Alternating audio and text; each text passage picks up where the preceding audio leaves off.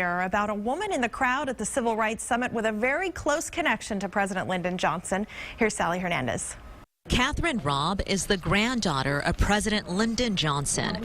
She was only 2.5 years old when he passed away, but she's relied on his teachings her whole life. Catherine and I walked through the LBJ library for a closer look at what this summit means to her family. I really believe my grandfather would want it to be a place that challenged people to look to the future and to say, what are the lessons we've learned and how do we take those forward and how do we continue to fight to, among other things, make sure everyone has equal access to education.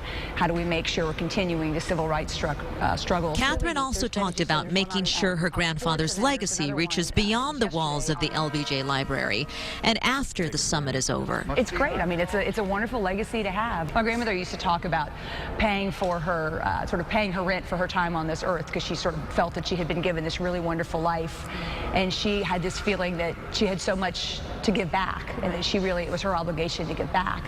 And fortunately, she passed that on to us and sort of instilled in us this thought, that to whom much is given, much is expected.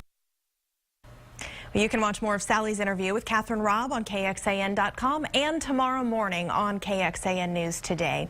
And when it comes to President Johnson's legacy, a lot of the legislation he signed still has an impact on your life.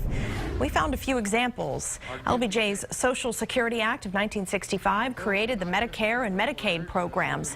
His Higher Education Act that same year increased federal student aid programs for college students.